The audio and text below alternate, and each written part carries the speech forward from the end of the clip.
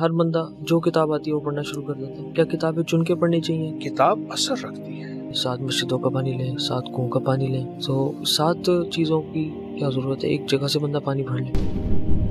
آپ سے سنا تھا کہ سانپ کو جب مارا جائے اسے کفن بھی دیا جائے، دفن بھی دیا جائے، اس کو کفن میں غسل دے کر اس کو دفن کیا جائے. کفن دفن تو انسانوں کے لیے ہے، سانپ کا اس سے کیا تعلق ہے؟ تو زہریلی چیز ہے.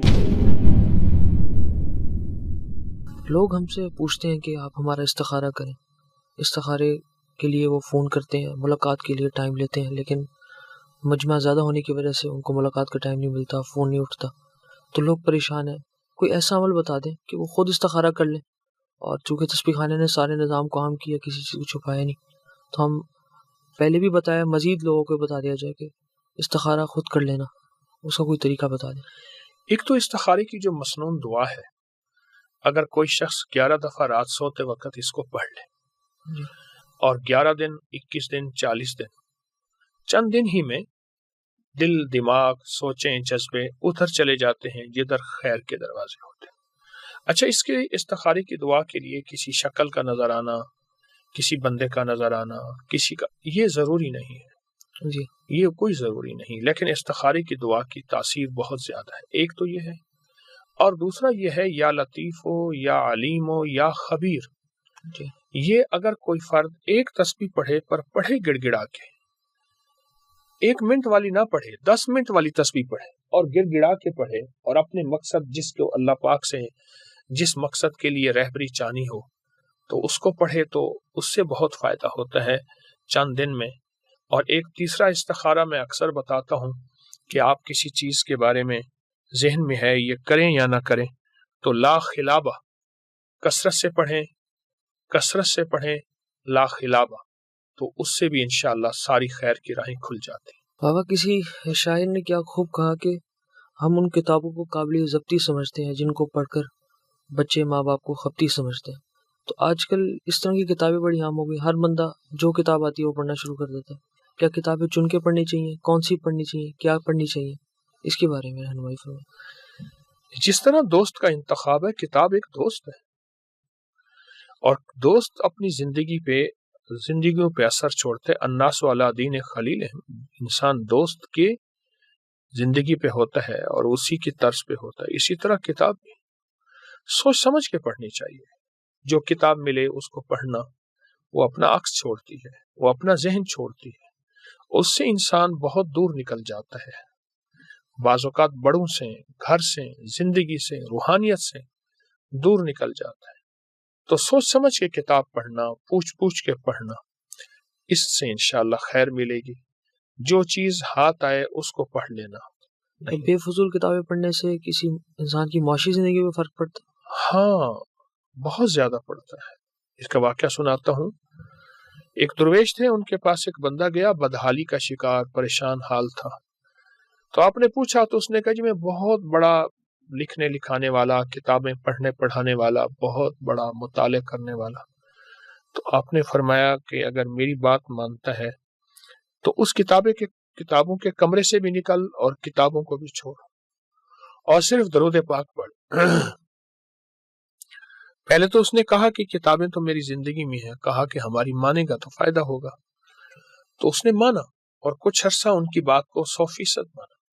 جب 100% مان لیا تو اس سے اس کو فائدہ ہوا. اب آیا، پوچھا کہ آپ نے کیوں بتایا تھا؟ کہا کتاب کا جو مصنف ہوتا ہے اس کا جو کردار ہے اس کا زندگی پہ بہت زیادہ اثر ہے، چاہے وہ صدیوں پہلے ختم بھی نہ ہو چکا ہو. دیکھیں، گالی لفظ ہے، اثر کرتی ہے، رکھتی ہے. میٹھے بول لفظ ہیں، اثر رکھتے ہیں. گالی کو پڑھیں بھی تو اثر ہوتا ہے، دینا تو دور کی بات ہے. تو وہ کتاب اثر رکھتی ہے اور اس سے ہماری زندگی میں بحران آتے ہیں. قرآن تو ایک کتاب ہے، مقدس کتاب ہے، وہ اثر رکھتی ہے، اور اس کے بول اثر رکھتے ہیں، اور اس کے لفظ اثر رکھتے ہیں. حدیث بھی ایک کتاب ہے، اس کے بول، اس کے لفظ اثر رکھتے ہیں. بعض روحانی عمل ایسے ہوتے ہیں جس میں کہا جاتا ہے کہ 7 چشموں کا پانی لیں، 7 مسجدوں کا پانی لیں، 7 کنووں کا پانی لیں. تو 7 چیزوں کی کیا ضرورت ہے؟ ایک جگہ سے بندہ پانی بھر لے. یہ اس میں کیا بات ہے؟ رسول اللہ صلی اللہ تعالی علیہ وسلم کو بیماری کی حالت میں 7 کنووں کے پانی سے غسل آپ نے فرمایا جی اور 7 کا عدد زندگی میں بہت ہے. طواف کے 7 چکر ہیں، ہفتے کے 7 دن ہیں، قرآن کی کتنی منزلیں ہیں، 7 آسمان، 7 زمین. 7 کے ہندسے کے ساتھ بہت زیادہ مناسبت ہے روحانیت کو، مطابقت ہے روحانیت کو 7 کے ہندسے کے ساتھ. اور 7 کا ہندسہ ایسے نہیں ہے. سورۃ فاتحہ کی 7 آیات ہیں، 7 مسانی کہتے ہیں. تو یہ 7 ہونا بہت خیر کی علامت ہے، بہت برکت کی علامت ہے. صحیح. اور ہمارے ہاں ایک دعا بھی دی جاتی تھی کہ جا تجھے اللہ 7 بیٹے دے. تو انشاءاللہ یہ 7 کا ہندسہ ہوتا یہ ہے کہ بعض اوقات لا علمی ناواقفیت کی وجہ سے ہم کہتے ہیں یہ کہاں لکھا ہے، حالانکہ یہ بہت ثبوت کے ساتھ معتبر کتابوں میں، مستند کتابوں میں یہ بات موجود ہے. کوئی 7 مساجد کے پانی کا یا 7 کنووں کا پانی کا کوئی عمل بتا دیں. 7 کنووں کا پانی تو اب کنویں تو رہے نہیں، تو 7 نلکے کا پانی، 7 مسجدوں کا پانی یا پمپ ہوتے ہیں اس کا پانی لے لیں اور ان کے اوپر 7 صورتیں پڑھ لیں. وہ 7 صورتیں یہ بھی بہت طاقتور عمل ہے، شاید زندگی میں پہلی دفعہ بتا رہا ہوں میں. سب سے پہلے سورۃ فاتحہ اور آیت الکرسی، 2 صورتیں ہوگی اور 4 کل کتنے ہو گئے؟ 7 ہو گئے. نہیں، 4 کل 4 اور آیت الکرسی سورۃ فاتحہ، یہ 6 ہو گئی. 6 ہو گئے. اور 7ویں سورۃ رحمان ہے. یہ 3 بار پڑھ کے اس پہ دم کر دیں اور اس پانی کو استعمال میں لائیں. بہت بہت فائدہ مند چیز ہے بیماریوں کے لیے، پریشانی کے لیے. جی. آپ سے سنا تھا کہ سانپ کو جب مارا جائے اس سے کفن بھی دیا جائے، دفن بھی دیا جائے، اس کو کفن میں اور غسل دے کر اس کو دفن کیا جائے. تو کفن دفن تو انسانوں کے لیے ہے، اس سانپ کا اس سے کیا تعلق ہے؟ تو زہریلی چیز ہے. یہ عمل ہر سانپ کے لیے نہیں ہے. محدثین نے، جیسے علامہ کمال الدین دمیری رحمۃ اللہ علیہ نے اپنی کتاب حیات الحیوان اس کے کچھ واقعات لکھے ہیں کہ کچھ سانپ تھا، پھر انہوں نے اس کا اکرام کیا تو آواز آئی. وہ پورا واقعہ ہے، میں اس وقت تھوڑا ہے، تو ہر کے لیے نہیں ہے کہ سانپ کو تو مارنے کا حکم ہے اور باقاعدہ حکم ہے اس کو مار دیا جائے. لیکن بعض محدثین نے کہا ہے کہ بعض اوقات سانپ جنات کی شکل میں ہوتے، ان کو کہا جائے کہ اگر آپ جن ہیں تو چلے جائیں. بعض روایات میں، بعض فقہا نے مستند کتابوں میں یہ بات لکھی ہے، لیکن یہ بات عمومی نہیں ہے کہ اس کو دفن کیا جائے، کفن دیا جائے، عمومی نہیں ہے. ایک اور بات سننے میں آتی ہے کہ لوگ کہتے ہیں سانپ کی جو کھال ہوتی ہے اس کے بھی کوئی فائدے ہیں. ہاں، سانپ ہر سال اپنے کھال کو تبدیل کرتا ہے اور جلد کی بیماریوں کے لیے اس کے فائدے ہیں. جس کو جتنی جلد کی بیماری ہو اس کے لیے میں ایک طریقہ بتاتا ہوں. سانپ کی، اس کو کینچلی کہتے ہیں، سانپ کی کھال کہتے ہیں.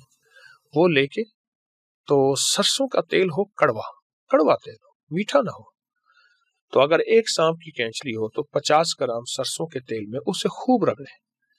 اتنا رگڑیں کہ بالکل مرہم سی بن جائے اور اس میں ہلکی سی، تھوڑی سی بھی ہاتھ کو لگنے والی چیز نہ ہو، ایسی جو چبھے. اور اس کو کوئی ایسا زخم ہو جو بالکل خراب ہو چکا ہو اور جس کے بارے میں ہو کہ اس کو کاٹ دیا جائے، تو وہاں اگر صبح شام لگائیں تو چند دنوں میں اس کا بہت فائدہ ہوتا ہے. چھوٹی عمر میں بچوں کو اینکیں لگ جاتی ہیں اور چھوٹی بچے ہوتے ہیں، انہوں نے موٹی موٹی شیشوں کی اینکیں پہنی ہوئی ہوتی ہیں، لیکن یہ وجہ یہ بتائی جاتی ہے کہ غذائیں خراب ہیں. لیکن غذا جب خراب ہے تو سب سے پہلے اثر آنکھ پہ کیوں ہو رہا ہے؟ کہیں اور ہونے کے بجائے سب سے پہلے اثر ہوتا ہی آنکھ کے. دنیا کا سب سے حساس ترین جسم کا حصہ، جسم کا سب سے حساس ترین آنکھ کے بعد دماغ کے بعد دل ہے، سب سے حساس. اور جو چیز جتنی حساس ہوتی ہے اس پہ اثر اتنا ہوتا ہے. اور نظر کا اثر، خاندانی اثرات اس کا بہت زیادہ اس کا تعلق ہے. دوسرا، ماؤں کی وہ غذائیں جن میں غذائیت نہیں ہوتی،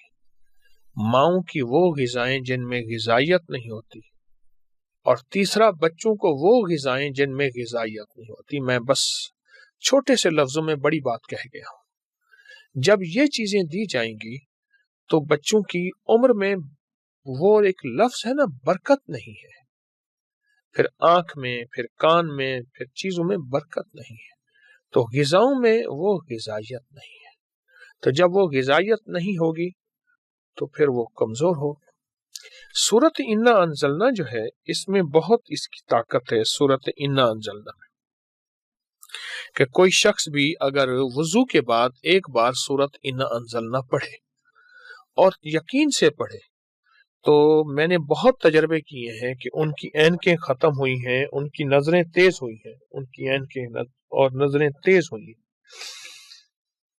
بہت بہتر ہو گئے. سورت انا انزلنا وہ ضرور اپنے معمولات میں لائیں، انشاءاللہ فائدہ ہوگا. انشاءاللہ. بالوں میں خشکی بہت زیادہ لوگوں کے مسئلے ہیں. ایک دفعہ کچھ کرتے ہیں، کچھ لگاتے ہیں، پھر وہ خشکی شروع ہو جاتی ہے. کیا خشکی ہر بندے کو ہوتی ہے یا مخصوص بندے کو ہوتی ہے؟ ہر بندے کو تو نہیں ہوتی، مخصوص ہوتی ہے. اس کا تعلق بھی خاندانی اثرات ہے، اور خاص طور پہ وہ حضرات جن کی ذہنی سوچ بہت زیادہ وسیع ہوتی ہے یا جن کو حساس طبیعت ملتی ہے، ان کو یہ چیز بہت زیادہ ہوتی ہے، اور یہ حقیقت ہے. اس کی بہترین چیز یہ ہے کہ ایک تو بال بڑے نہ رکھے جائیں تاکہ ان کی جڑوں کو ہوا لگے. اصل جب جڑوں کو ہوا نہیں لگتی تو وہ جڑیں جو ہیں اندر، ان کے اندر فنگس ہوتی ہے. ایک دوسرا یہ ہے کہ ان کو ہمیشہ دیسی صابن سے دھویا جائے، دیسی صابن سے. اور تیسرا جو ہے ان کو سرسوں کا تیل جڑوں پہ لگایا جائے. ٹھنڈے تیل لگائے جائے، گرم تیل نہ لگائے جائے، سرسوں کا تیل لگایا جائے. سرسوں کا تیل اس کے لیے کامیاب ہے، بہت کامیاب ہے. بال چھوٹے رکھے جائیں، مردوں کی بات کر رہا ہوں، خواتین کی نہیں. اور اس کو جو ہے دیسی صابن سے نہایا جائے اور سرسوں کا تیل لگایا جائے. اس سے انشاءاللہ تعالی خشکی آہستہ آہستہ ایک وقت آئے گا ختم ہو جائے گی. اور اگر یہی خواتین کے لیے ہے تو وہ اپنی بالوں کو دیسی صابن سے نہائے. آپ دیکھیں گاؤں دیہات میں آج بھی خواتین اسی کپڑوں سے نہاتی ہیں اور انہی کپڑوں سے کپڑے دھوتی ہیں، انہی سے بچے نہلاتی ہیں. ان کو کوئی تکلیف نہیں ہوتی. ان کے بال بہت ریشمی، سیاہ، لمبے ہوتے ہیں. اور جب سے ہم نے دیسی چیزوں سے ہم ہٹے ہیں جی تو وہ ہمارے بالوں کے مسائل بڑھ گئے ہیں. بالکل. تو دوسرا سوال یہ ہے کہ تیل کا کوئی اثر ہوتا ہے، یا تیل سردیوں میں لگانا چاہیے، یہ تیل گرمیوں میں لگانا چاہیے، یا تیل ہر موسم میں لگا سکتے ہیں ہر طرح کا؟ ہر موسم میں لگائیں. اگر آپ کہیں گرم علاقوں میں رہتے ہیں تو کوشش کریں سادہ تیل لگا دیں سرسوں کا. جی. تو ویسے تو ہر تیل ہے، ناریل کا تیل لگا دیں، لیکن جو سرسوں کے تیل میں تاثیر ہے اور کمال ہے تو وہ بہت زیادہ ہے. ہمارا جو یہ پٹی ہے، اس پٹی میں جس میں سردی کم ہوتی ہے اور گرمی زیادہ ہوتی ہے، جی، تو اور دنیا کی جہاں بھی کوئی کسی ملک میں رہتا ہے تو سرسوں کا تیل، اب تو سرسوں کے تیل کو پکانے کے لیے بہت زیادہ بالکل ایسے کہ اس کی میں کوکنگ کریں، اس میں پکائیں، تو اس کا بھی بہت فائدہ ہے. بہت رجحان بڑھ گیا اس کا. رجحان بڑھ رہا ہے اور بڑھے گا بالکل فطری چیزوں کی طرف. اس ویڈیو کو لائک اور شیئر کریں. اب کریں یوٹیوب چینل کو سبسکرائب کریں اور روزانہ زیادہ سے زیادہ سبسکرائب کروائیں. آپ دوسروں کے لیے صدقہ جاریہ بنیں گے. اللہ پہلے آپ کے دکھ ڈالے گا.